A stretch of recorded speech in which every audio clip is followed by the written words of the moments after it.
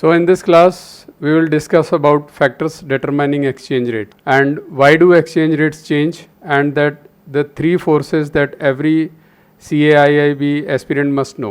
हम आज जो है समझेंगे कि जो एक्सचेंज रेट है उसको मूव करने के लिए कौन कौन से जो है कारक हैं, फैक्टर्स हैं जो जिसकी वजह से जो है एक्सचेंज रेट मूव्स होती हैं, है ना. तो मेजर 3 कारक हैं जिनके बारे में हम पढ़ेंगे.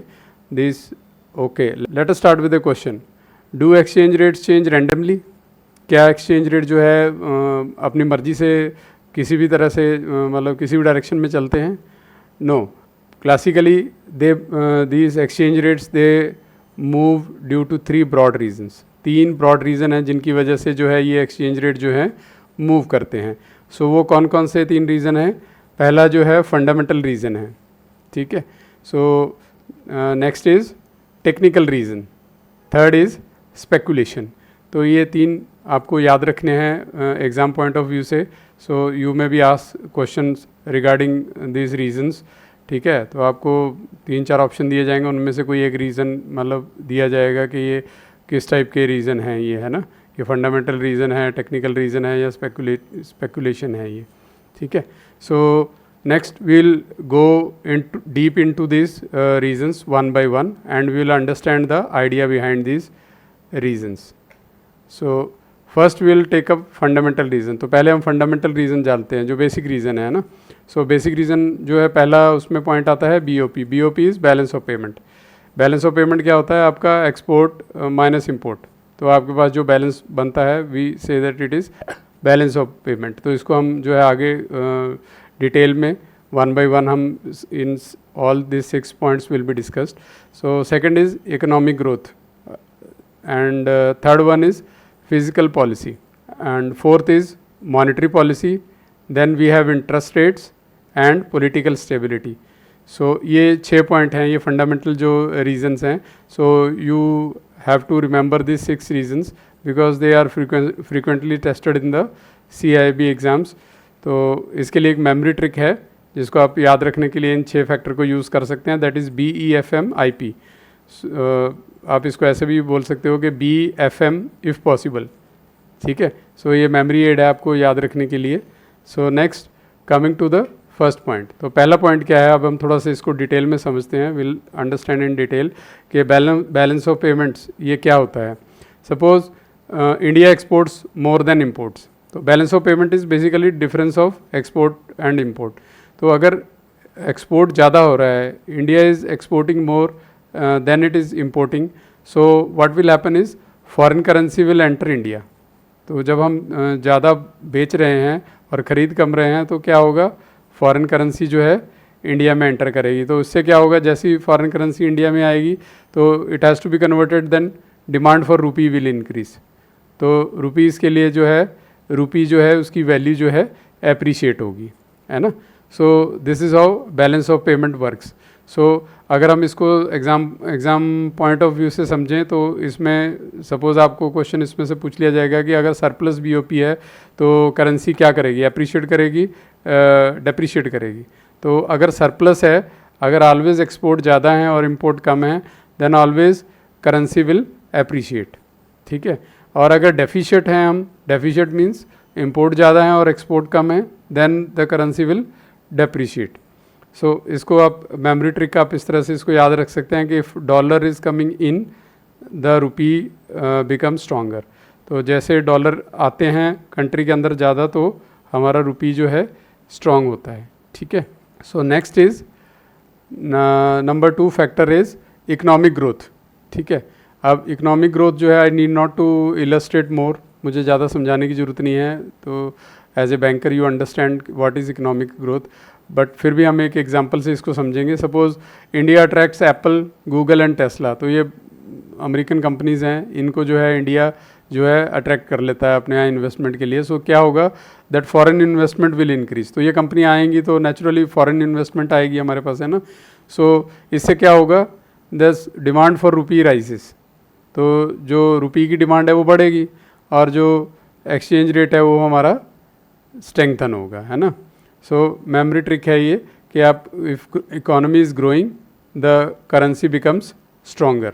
इकोनॉमिक ग्रोथ जो है डिपेंड ही, अगर बाहर से जितना ज़्यादा ग्रो कर रहा है तो बाहर के लोग भी इन्वेस्ट करेंगे, है ना.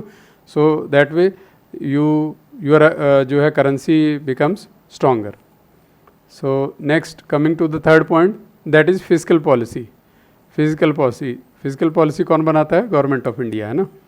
गवर्नमेंट ऑफ इंडिया में भी जो है फाइनेंस मिनिस्ट्री. सो ये फिजिकल पॉलिसी जो है, ये फैक्टर जो है फंडामेंटल फैक्टर है. ये कैसे अफेक्ट करता है? सपोज गवर्नमेंट जो है टैक्स रिड्यूस कर देती है ना. तो गवर्नमेंट के कंट्रोल में क्या टैक्सेस है या फिर गवर्नमेंट स्पेंडिंग है ना, इंफ्रास्ट्रक्चर वगैरह कुछ जो है, अगर इस तरह की कोई चीज़ें मतलब इन्वेस्ट कर रही है गवर्नमेंट, तो दिस ऑल थिंग्स जो है ये उनकी फिजिकल पॉलिसी में आता है गवर्नमेंट की, है ना. तो गवर्नमेंट अगर सपोज करो उसमें टैक्स रिड्यूस कर देती है, रिड्यूस करेगी तो what will happen, that companies will invest more. भाई टैक्स का बेनिफिट मिलेगा, टैक्स कम है तो जो है इकोनॉमी विल ग्रो, है ना. प्रीवियस पॉइंट इकोनॉमिक ग्रोथ है ना. तो ये इकोनॉमी ग्रो करेगी तो क्या होगा, दैट फॉरेन इन्वेस्टमेंट राइजेज. तो फॉरेन इन्वेस्टर भी आएंगे भाई, जब ग्रोथ हो रही है तो it will attract foreign investment. So that will result in currency strengthening. तो करेंसी क्या है हमारी जो है उससे मजबूत होती है, ठीक है. So as a memory trick अगर आप इसको रखना है याद, तो इसको आप ऐसे रख सकते हो कि अगर फेवरेबल पॉलिसी है तो करेंसी ऑलवेज स्ट्रांग होती है, और अनफेवरेबल अगर पॉलिसी है तो करेंसी ऑलवेज वीक होती है, ठीक है. तो ये फिजिकल पॉलिसी के बारे में है. इफ़ यू वांट टू इसको थोड़ा सा मतलब क्लैरिफाई करने के पॉइंट ऑफ व्यू से मैंने इसको अलग से इसमें मेंशन कर दिया है फिजिकल पॉलिसी. तो इसमें आपका जो है एफ फॉर फाइनेंस मिनिस्ट्री याद रखने के लिए कि फिजिकल जो है पॉलिसी कौन बनाता है, and F for taxes plus government spending. तो इसके अंदर क्या क्या आता है, आपके टैक्सेस आते हैं गवर्नमेंट डिटरमाइन करती है, या फिर गवर्नमेंट स्पेंडिंग है ना. कोई इंफ्रास्ट्रक्चर प्रोग्राम लेके आना है, कुछ डेवलपमेंट करना है, तो this all comes under government spending. तो next coming to the fourth point. Now fourth point is monetary policy. अब फिजिकल पॉलिसी और now it is monetary policy. तो फिजिकल पॉलिसी है जो दैट इज़ डिटरमाइंड बाई और controlled by government, but monetary policy is controlled by RBI, ठीक है. सो RBI भी affect करती है इस पे, जो हमारे एक्सचेंज रेट्स हैं उस पर अफेक्ट पड़ता है. RBI कैसे करती है? RBI suppose it increases interest rate. अगर वो इंटरेस्ट रेट बढ़ा देती है, ठीक है, तो क्या होगा, इंटरेस्ट रेट बढ़ेंगे तो क्या, foreign investors on higher return. तो जाहिर सी बात है जब इंटरेस्ट रेट ज़्यादा हैं तो जो फॉरेन इन्वेस्टर हैं वो भी इन्वेस्ट करेंगे टू अर्न हायर रेट्स, है ना. सो उससे क्या होगा, capital, foreign capital will come in to the country. तो capital inflow increases, then this will lead to demand for rupee increases. जब कैपिटल बाहर का फॉरेन करेंसी आ रहा है तो नेचुरली अब उसको कन्वर्ट करना है तो डिमांड जो है रुपी की भी बढ़ जाएगी, ठीक है. So in this way that rupee will appreciate, ठीक है. तो ये हमारी जो रुपी है वो स्ट्रेंथन हो जाएगी, है ना. सो इसको आप मेमोरी, अगर आपको मेमोरी ट्रिक में इसको याद रखना है तो हम कहेंगे कि फेवरेबल पॉलिसी इज़ एनीवे, चाहे फिजिकल पॉलिसी है चाहे मॉनेटरी पॉलिसी है, favourable policy currency strengthens, but if unfavourable currency that currency weakens, the rate जो है करेंसी का जो है वो डाउन होता है, ठीक है. सो नेक्स्ट ये just refresher on monetary policy. तो monetary policy M for money, M for RBI, ठीक है. सो जस्ट आपको याद रखने के लिए क्या ना. सो M stands for interest rate plus money supply, ठीक है. मॉनेटरी पॉलिसी कंट्रोल करता है RBI और फिजिकल पॉलिसी कंट्रोल करती है गवर्नमेंट ऑफ इंडिया, है ना. सो ये दो पॉइंट है मॉनेटरी पॉलिसी के अंदर. RBI जो है इसका कंट्रोलर है, देन क्या कंट्रोल करता है वो, interest rate plus money supply in the market. So next is interest rates. अब इंटरेस्ट रेट्स जो हैं एक अनदर फैक्टर है, फंडामेंटल फैक्टर है जो कि एक्सचेंज रेट्स को जो है अफेक्ट करता है, ठीक है. कैसे करता है, suppose interest rate goes up, है ना.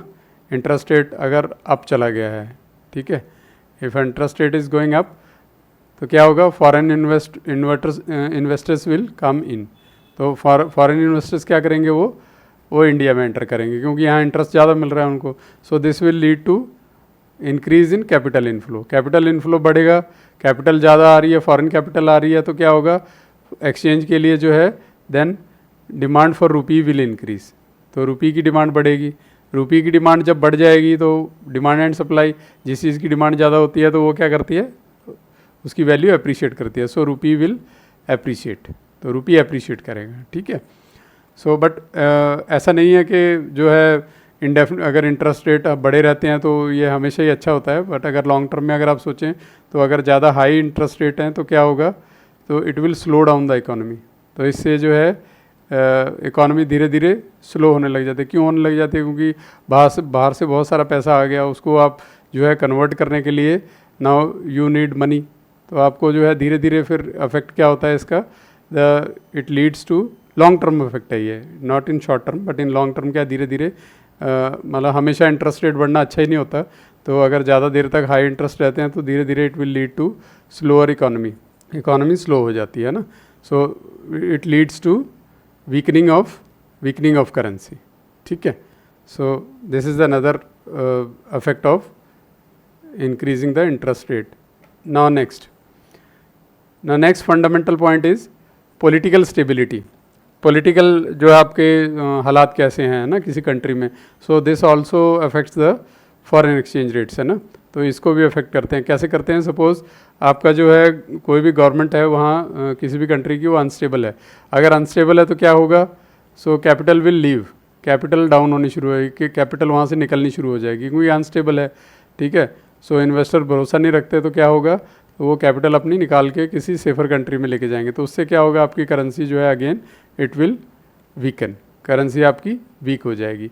Next coming to the other point, अगर आपकी जो गवर्नमेंट है वो स्टेबल है, so what will happen, if government is stable foreign investment will increase. तो फॉरेन इन्वेस्टमेंट आपकी इंक्रीज होगी and this will lead to strengthening of currency. तो आपकी करेंसी जो है वो स्ट्रेंथन होगी। So memory trick is, if country is stable the stronger is the currency. जितनी कंट्री स्टेबल है उतनी ज़्यादा स्ट्रॉन्ग उसकी जो है करेंसी है, ठीक है। So next coming to the second point, तो ये फंडामेंटल पॉइंट्स अभी तक हमने कवर किए थे, ठीक है। All the 6 fundamental points we have covered. Now we come to the second reason that affects exchange rate, that is technical reason. अब टेक्निकल रीज़न क्या हैं? बहुत से लोग इसको, इवन बहुत से मैंने टीचर्स को देखा है, ये स्किप करते हैं इसको, ठीक है, बिकॉज ये थोड़ा सा टेक्निकल रीज़न है, बट ये है भी टेक्निकल है। इसको थोड़ा समझना जो है बहुत ईजी है, but any how let us start with a simple example. Suppose capital जो है इंडिया लीव करती है ना, मतलब कुछ ऐसी खबर आती है कि कैपिटल जो है धीरे धीरे लोग विड्रॉ करना शुरू कर देते हैं, कुछ मतलब अनफेवरेबल न्यूज़ है या लोग कॉन्फिडेंस लूज़ कर देते हैं investors. So the capital when it starts leaving India, तो क्या होगा, डॉलर की डिमांड जो है वो बढ़ जाएगी, है ना। डॉलर की डिमांड बढ़ेगी तो क्या होगा, रुपये की डिमांड जो है कम हो जाएगी, और जिसकी डिमांड कम हो जाती है उसकी वैल्यू क्या हो जाती है, फॉल हो जाती है। तो ऐसे ही कुछ हुआ था, एक मतलब 1997 का एक इंसिडेंट है, एशियन फाइनेंशियल क्राइसिस। इसमें जो है what happened is, investors they lost confidence in Asian countries, है ना। स्पेशली आपका जो वियतनाम है, साउथ कोरिया है, थाईलैंड है, तो इसमें से जो है बहुत सारे इन्वेस्टर इन्होंने कॉन्फिडेंस लूज़ कर दिया इन कंट्री में। तो उन्होंने क्या किया, they started withdrawing their money, तो billions of dollars they moved out. तो कुछ ही मतलब शॉर्ट ड्यूरेशन में millions of dollars were pulled out from these markets. So उससे क्या होगा, इसकी जो करेंसी थी इन कंट्रीज़ की, दैट फेल, बुरी तरह से, मतलब इनकी करेंसी जो है गिर गई। So that led to the Asian financial crisis of the 1997। So now fundamental हमने पढ़ लिए रीज़न, टेक्निकल रीज़न हमने जो है जान लिए हैं, है ना। सो बट अगर हमें इनको याद रखना है, डिफ्रेंशिएट करना है, तो इस पर भी क्वेश्चन आ जाता है समटाइम्स ना, कि आपका जो अंडरस्टैंडिंग कितना अच्छा है, फंडामेंटल रीज़न और टेक्निकल रीज़न को आप डिफ्रेंशिएट कर पाते हो। सो जो फंडामेंटल रीजंस है ना, basically they are dependent upon the economy. पहले इकोनॉमी मूव करेगी, है ना। इकोनॉमी मतलब इंटरेस्ट रेट चेंज हो गया, है ना, सो या बैलेंस ऑफ पेमेंट का इफेक्ट है। सो ऑल दिस चीज़, तो इकोनॉमी मूव्स फर्स्ट, तो economy moves first followed by the rates, ठीक है। सो फंडामेंटल रीज़न में क्या होगा, आपका इकोनॉमी पहले मूव करेगी, but in the case of technical reason money moves first. तो यहाँ क्या है, पैसा पहले मूव कर जाएगा, इकोनॉमी, कंट्री की इकोनॉमी से कोई उसका लेना देना नहीं है। बाहर लोगों का, जैसे एशियन फाइनेंशियल क्राइसिस में क्या हुआ, इन्वेस्टर्स ने जैसे कॉन्फिडेंस लूज़ किया, दे पुल्ड आउट द मनी। तो टेक्निकल रीज़न में क्या होता है, मनी मूव्स आउट, मनी पहले मूव आउट करती है। जैसे मनी मूव आउट करती है तो आपकी जो है फाइनेंशियल क्राइसिस पैदा होता है, आपकी लोकल करेंसी जो है फॉल करती है, ठीक है। But in case of fundamental reasons, economy moves first, economy up down होती है, as per that your foreign rate is affected, ठीक है। So next is speculation, third point क्या है हमारा, जो है जो थर्ड रीज़न है जो अफेक्ट करता है फॉरेन एक्सचेंज रेट्स को, दैट इज़ स्पेकुलेशन। अब स्पेकुलेशन क्या होता है, स्पेकुलेशन को हम समझते हैं कि सपोज आज जो करंट रेट है करेंसी का, हुआ है दैट इज़ 80 रुपीज़ पर डॉलर, है ना, या $1 इज इक्वल टू 80 रुपीज़। सो एक र्यूमर आता है मार्केट में, एक र्यूमर फैलता है कि कल जो है ये जो करेंसी है फर्दर डिवैल्यू हो जाएगी इंडियन करेंसी, और 82 हो जाएगा उसका रेट, ठीक है।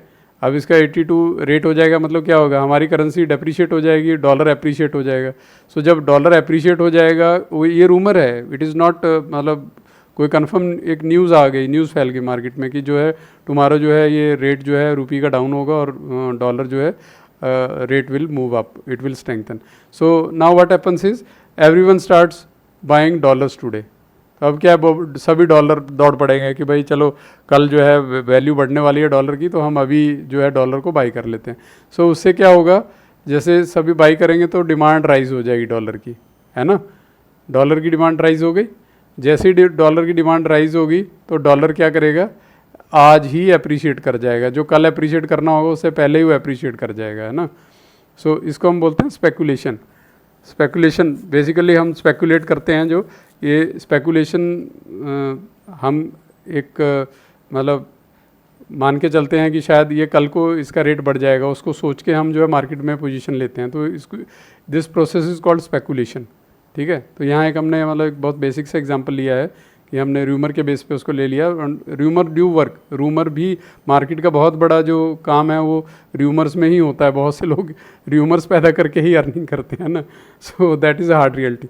सो memory trick is expectation creates reality. तो जब आप एक्सपेक्ट कर रहे हो कि मतलब एक जो है एक पर्टिकुलर इवेंट होने वाली है, रुपी जो है डिवैल्यू होने वाला है, डॉलर बढ़ने वाला है, तो अल्टीमेटली क्या करता है वो धीरे धीरे मार्केट फोर्सेस के अंदर इस तरह से कुछ वो चलता है कि अल्टीमेटली ट्रांसलेट्स इनटू रियलिटी, ठीक है। So this is the third factor. So final summary में we need to remember that exchange rate they do not move randomly, ये रैंडमली मूव नहीं करते हैं।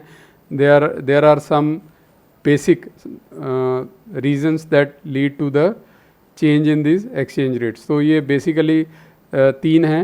First is fundamental reason, and second is technical reason, and third is speculation. ठीक है. So इसके अंदर further 6 points हैं हमारे fundamental के अंदर. ठीक है. टेक्निकल में भी we have discussed, है ना, हमने डिफ्रेंशिएट भी किया है कि फंडामेंटल और टेक्निकल के बीच में जो है डिफरेंस क्या है, वी हैव डिफ्रेंशिएटेड। तो ये चीज़ आपको क्लियर होनी चाहिए, है ना। तो अगर ये चीज़ आपको क्लियर है तो आप एग्ज़ाम में जो है बिल्कुल भी मतलब आप कंफ्यूज नहीं होंगे कि आप फंडामेंटल रीज़न की बात हो रही है या technical reason. Then lastly speculation. तो स्पेकुलेशन इज़ आपने समझा ही है कि स्पेकुलेशन कैसे र्यूमर जो हैं, या एक प्रोबेबिलिटी है कि आदमी जो ट्रेडर है वो सोचता है कि ये चीज़ अप्रिशिएट करेगी, तो accordingly takes the position based on the speculation. ठीक है। So next will have a quick revision of the fundamental, technical and speculation में क्या क्या होता है ना। सो फंडामेंटल में वी हैव दिस 6 पॉइंट्स। ठीक है। That is BOP, balance of payment, economic growth, then fiscal policy, monetary policy, interest rate, political stability. Do remember these 6 points. They are very very important and frequently asked in MCQs in your CIIB exam. So next is technical. Technical is basically capital movement और government control, है ना. So basically capital movement है, कहीं से भी आपका money pull out हो गई, and it may be due to government controls also, है ना. So ये these are the things where money moves first. कोई गवर्नमेंट इस तरह से वो कर रही है, ज़्यादा क्लैम्प डाउन कर रही है, तो क्या होगा, the capital will start moving away, है ना. सो सिमिलरली जो है स्पेकुलेशन है, तो speculation is purely based upon market expectations. तो मार्केट में कुछ एक्सपेक्टेशन है कि ऐसे होगा, कोई चीज़ अप जा रही है या कोई डाउन जा रही है, based upon that more and more people take position and it leads to the fluctuation in the exchange rates. ठीक है. So with this we come to the end of this class and in the next lecture we will learn about exchange rate mechanism. ठीक है. तो mechanism जो है क्या है exchange rate का, तो इसके बारे में हम डिटेल में स्टडी करेंगे. And again stay tuned because it is one of the most important conceptual topics in the BFM subject.